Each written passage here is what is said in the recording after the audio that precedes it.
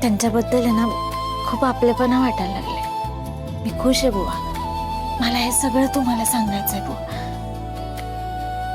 मला खूप बोलायचंय तुमच्याशी. त्यामुळे ना तुम्ही लवकर लवकर बरे व्हा. व्हाल ना बरं माझ्यासाठी?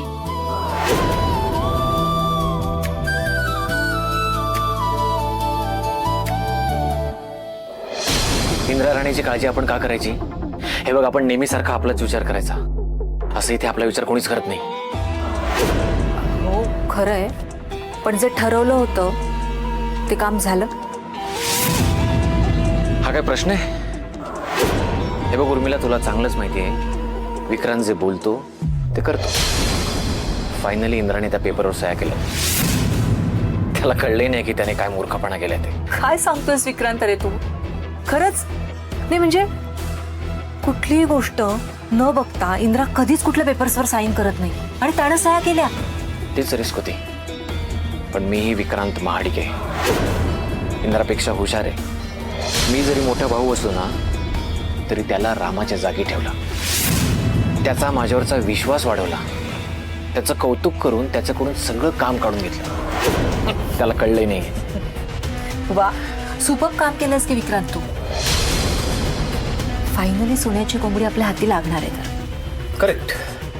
आणि याच सोन्याच्या कोंबडीमुळे आपले सोन्याचे दिवस सुरू होणार आहे. इंद्रजित सर पण सारखं तुमच्याबद्दल विचारत असतात. आणि तुमची ही अशी अवस्था करण्यासाठी कोण जबाबदार आहे ना ते सुद्धा आम्ही शोधतोय बरं का बुवा. तुम्ही ना अजिबात काळजी करू नका. आम्ही लवकरात लवकर या सगळ्याचा सोक्षमोक्ष लावू. तू काळजी करू नको समीला. मी फार उशीर करणारच नाहीये. सगळं काही उद्याच्या उद्याच होणार. हा, फक्त एक काम बाकी आहे. त्या राणीच्या बापाला टाटा बाय बाय करणार. त्याची तिगडी उद्याच उठवणार मी.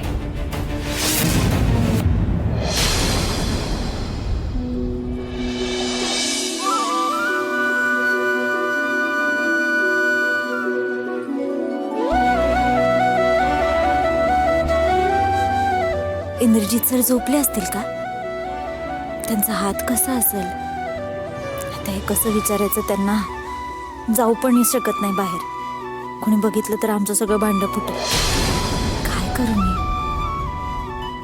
कसं बोलणार त्यांच्याशी? काय करू शकतो? हा, तिला कुठेतरी बाहेर फिरायला घेऊन जाऊ का? म्हणजे तिलाही बरं वाटेल आणि हे जे काही सगळं चालू आहे या टेन्शन पासून थोडंसं रिलॅक्स फील होईल आम्हाला दोघांना. हे बेस्ट आहे. पण आता तिला हे सगळं इन्फॉर्म कसं करू मी?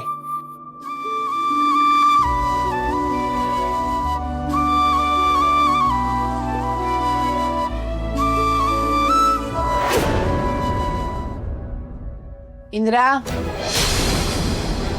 ए इंद्रा,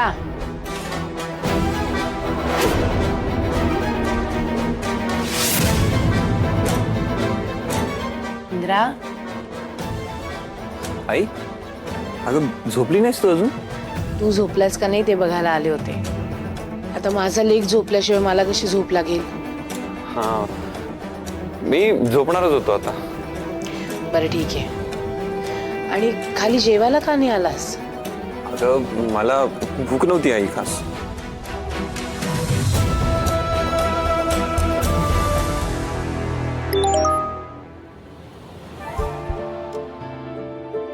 सरांचा मेसेज. अरे मेसेजवर बोलू शकतो हे लक्षातच नाही आलं माझ्या.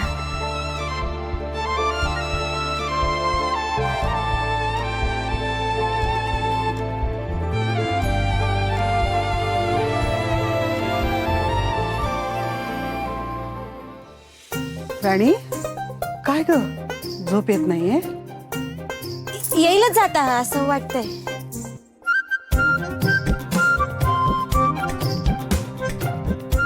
अगं झोपेचं म्हणते मी. वाटत असणार काय काय म्हणतेस काय? ते सॉरी ते मी ना ऐकलंच नाही. झोपेत वाटतं.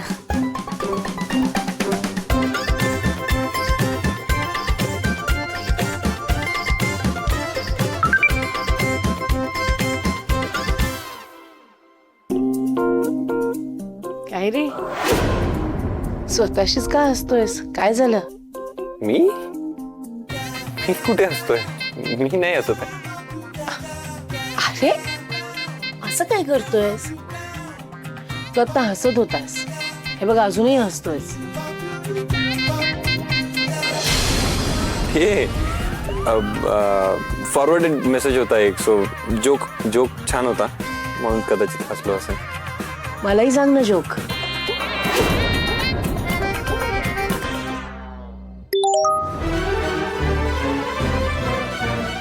राणी, उद्या कुठेतरी बाहेर फिरायला जाऊया का?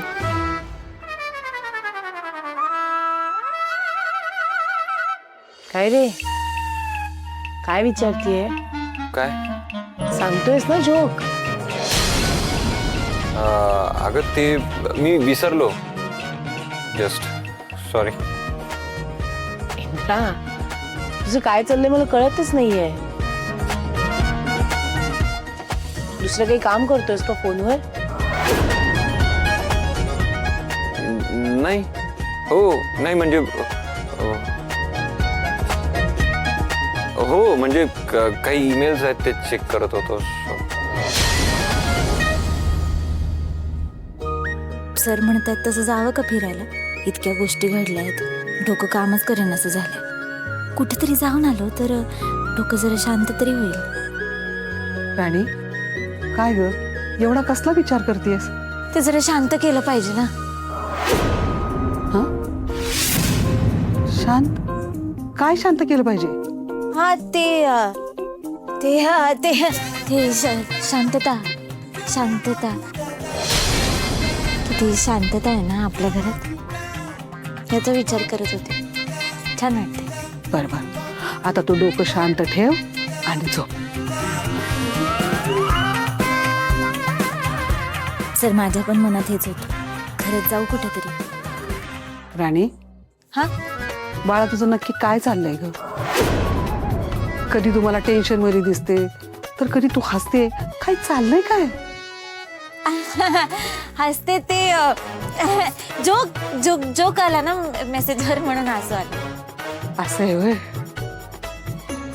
सर माझ्या पण मनात हेच होतं, खरंच जाऊ कुठेतरी. मला वाटलं इंद्राची आणि तुझी भांडणं मिटलीत आणि तुम्ही पहिल्यासारखं बोलायला लागला. नाही नाही नाही, तसं काहीच नाहीये. आपण जायचं म्हणतोय ते ठीक आहे, पण